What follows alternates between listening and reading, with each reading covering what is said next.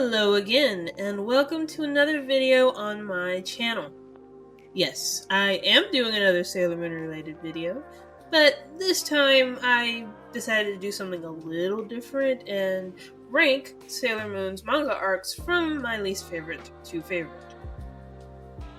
This video is going to be in a similar vein to my Bleach ranking video, except unlike that one, this one was a lot easier to do and was admittedly a bit more fun to make.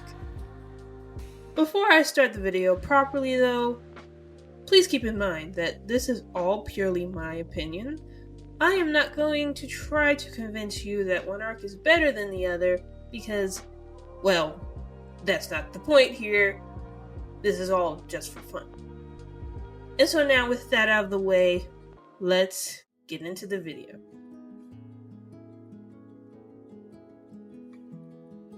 Alright, so at the bottom of the list, my least favorite Sailor Moon story arc is the Black Moon arc. It seems that I just can't get into this one, no matter what version I'm talking about. And there are just a couple reasons as to why that's the case. So to start off, the villains are kinda boring. I just straight up don't care about any of these guys, even in the original anime where the writers tried to give them some depth that wasn't present in the source material. I can't exactly pinpoint what my issue with these guys are, but all I know is that of all the villains in this series, these guys stick with me the least.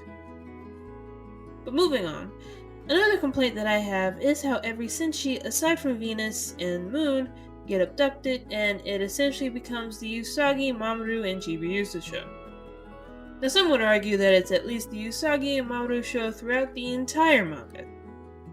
I don't entirely agree with that though. I mean, while it's true that the other Senshi don't get as much attention or chapters focused solely on them, I feel like you learn just enough about them in the other 4 arcs as well as the side stories that doesn't bother me too much. So bringing it back to the Black Moon arc, Takeuchi essentially sidelining Mars, Mercury, Jupiter, and even Venus to a degree just makes the story less fun to read. Maybe even a bit boring. Now don't get me wrong, I love the Usagi Mamoru romance, but they aren't the sole appeal for me. I'm also here for the Senshi using their awesome powers, not to mention that I love the bond between them all. So 3 of them not being there for a while just kinda kills most of my interest, and I end up struggling to the end every time I read. And that's basically all I have to say here, but before I move on, I would like to add that I do like things about this arc. Like the Crystal Tokyo stuff is really interesting, and I also really enjoy the ending. I don't hate this arc, or think it's bad by any means, I just don't enjoy it as much as the other 4. At number 4 is the one that started it all, the Dark Kingdom arc. I remember being sort of disappointed with this one when I first started reading the manga, mainly due to the fact that I had come from watching the original anime. I had really liked that version of the story, so the manga being different took some getting used to, and unfortunately I didn't connect with it that well initially. However, subsequent reads have helped me to appreciate the arc a lot more than I used to. While I can't say that it's the best arc of the series, or even one of the best introductory arcs I've ever read, I do think that it does its job well. For one thing, I really enjoy the character introduction chapters.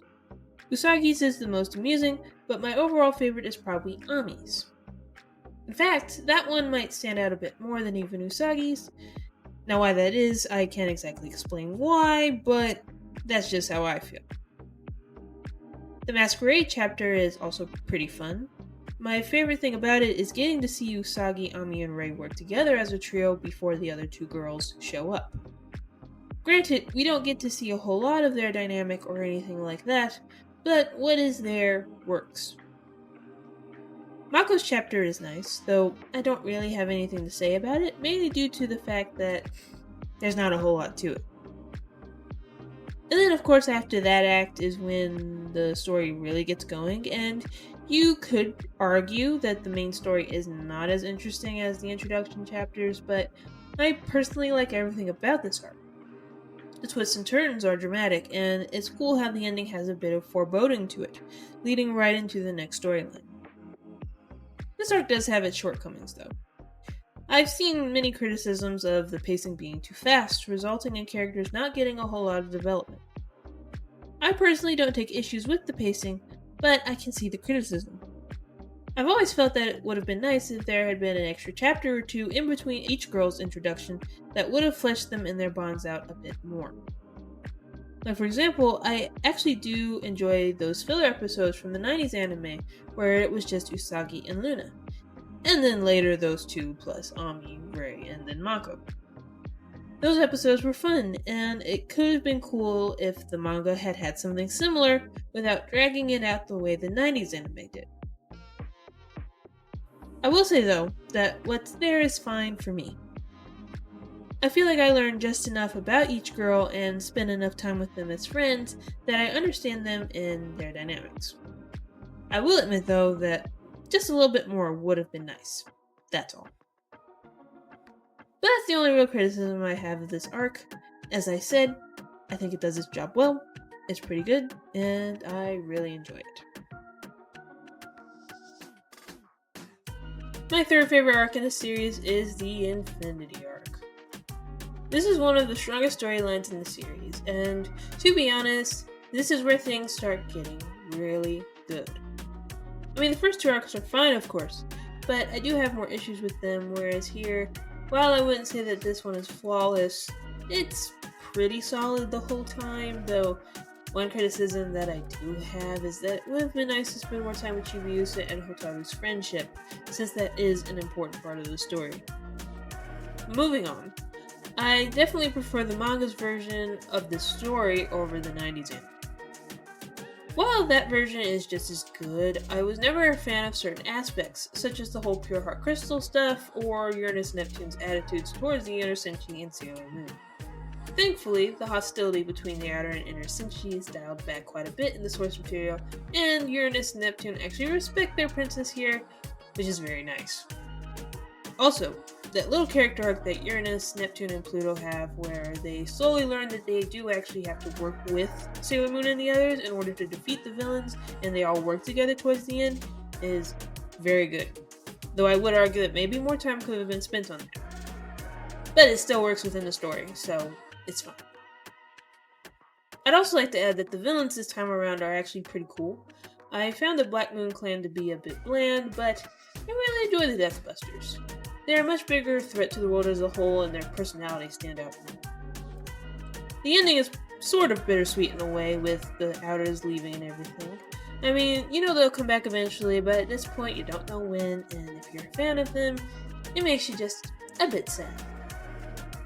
But, you know, you're not too sad for too long, of course, because, well, the end of this arc leads right into the next one, leaving it on a bit of a cliffhanger, similar in a way to the first arc leading right into the second, which again is cool. At number 2 is the final arc of the series, Stars. I flip-flopped between this and the Infinity arc for number 2, but as you can see, I ultimately picked Stars. This arc is truly something else. It's the most dramatic and darkest arc in the series, which is quite fitting for a final arc. And you know, I have to say that this arc really shocked me when I first read it. Like, even though I had seen the original anime first, somehow the manga version went into a direction I didn't really expect. And when I say that, I am referring to the darker direction that Takeuchi takes the story. Now, while the anime's version is dark too, the manga, well, it really messed me up. Like, the scene where Mamoru was killed by Galactica had me so upset. Like, we just had a whole arc centered around learning more about his past life and everything. Not to mention that it did end on a positive, hopeful note. And not only does Takeuchi separate him and Usagi at the beginning of the next arc, but she also killed him off. I mean, what the hell, Takeuchi? Holy crap. And poor Usagi is just put through the ringer here. She's so sad and lonely throughout the arc, and it's a side of the character that hasn't really been shown to the audience before. And it hurts you to see her like this, because, Usagi's normally such a cheery character. And of course, there's nothing fun about seeing her lose just about everyone that means something to her. But what's great about Usagi during this arc? And ultimately, this is the reason why she is one of my favorite characters ever. It is that she never gives up. There's just something so beautiful about seeing how strong and determined she remains, despite everything. And it just makes it that much more satisfying when she's reunited with Mamoru and her friends at the end. And this is a scene that makes me cry every time I read it because it's so freaking emotional. I also absolutely love the overall ending. It's very sweet, happy, and well-deserved for these characters. Though I can't help but wish that Takeuchi had also included Luna and Artemis in the wedding scene, or at least shown them so that we knew they were okay. Also, it is kind of weird that we don't see anyone else there besides the Senshi, but that doesn't bother me that much. The ending is very beautiful and causes me to tear up every time I read it. So yeah, I love this arc, and the only reason why it's not number one is because there's one arc I love just a little bit more, which is... And last but not least, at number one, my favorite Sailor Moon arc ever is the Dream arc. I love everything about this one, and my favorite aspect is how it gives a bit more focus to the other Senshi, pushing them out a little bit more as individuals and showing how strong they can be on their own. My personal favorite chapters are the Mars and Jupiter ones, along with the one about the outer Senshi because, well, those were the most interesting ones, to me at least. It's really cool how Takeuchi adds in some new lore here by introducing Helios, Elysium, as well as the Golden Crystal and everything.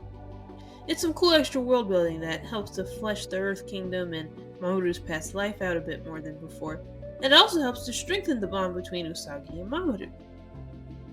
The fact that the Senshi end up being princesses and also gain the eternal form is one of my favorite things about this arc, and even now, it upsets me that the 90s anime did not include this. Because, well, just imagine how these outfits would have looked in the 90s style, but oh well, at least we have Eternal, which is close enough, I guess. But anyways, it's also really nice how this arc focuses more on Chibiusa.